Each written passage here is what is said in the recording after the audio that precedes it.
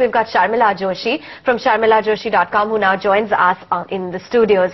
Sharmila, to start off with, what's the expectation for the month of November? Is that long phase of consolidation now going to come to an end? I would hope so, and I think that perhaps starting next week when we have the RBI policy, we could get some sense of direction. Because I think that if we do see a rate cut, then people will be more positive on the market going ahead. And if that doesn't come through, then I'm afraid that, some amount of disappointment is likely to set in.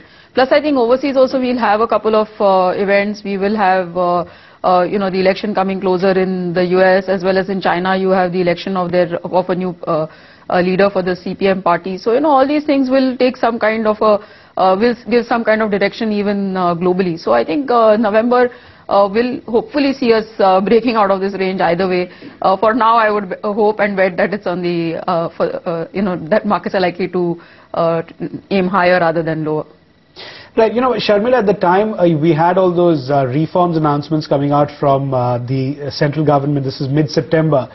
Various people were coming in and saying that at the very least you'll see the Nifty at 6,000 by December end. We haven't seen that happen. We've been in a bit of a prolonged consolidation phase. So would you say that if we got to 5,800 even, we should consider, that we've actually achieved quite a bit? Yes, absolutely. And I think that if you can go up to 58, and if this, even this range of consolidation that we are seeing between 56.50 to 57.50, I think even if that were to shift up another 100 Nifty points, that would be significant, because I think that really we've seen time and again markets come here and turn back. So if you can consolidate at this level, it will only simply mean that we are building a ground to really move higher going ahead if things were to look better in terms of either the economy or the earnings or other data. So if you can consolidate at 58, 58.50, I think it will be great. Let's talk earnings then, specifically today from the banking arena. While you have some of the private banking names which have managed to keep their head above water, do you think an ICICI Bank is going to follow suit? And what's your expectation from Punjab National Bank given all of these asset quality worries? Absolutely. I think you said it. We've seen that from the private banking space, we've seen a really good set of numbers, I think, across the board.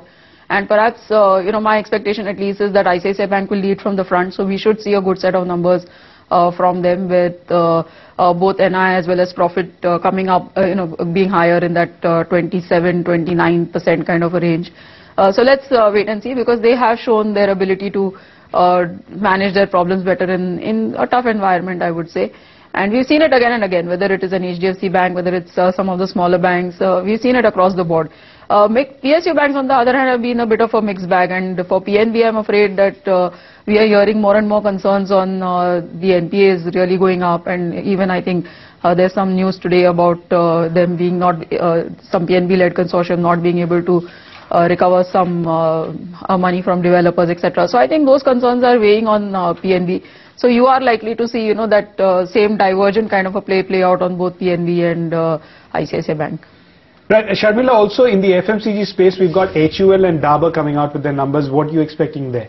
I think from HUL, once again, we would expect inline numbers, because I think that, this is a company that has proven that, I would say that, numbers will be more or less what market is expecting, maybe slightly higher, maybe profits up in the range of about 20%. And if you see that, then I think that will be a good sign for HUL. Dabur also, I think, but perhaps there you could see a little bit more of a slight, maybe, especially in the top line, maybe slightly lesser than what market is expecting. M&M's holding up in an otherwise weak market. You've got the markets which are taking very well to the kind of numbers. Do you think that in the auto space this would be a good bet to hold on to? You have brokerages talking about targets of even 850. Absolutely. I think that probably M&M and Maruti would be the two stocks that I would look at.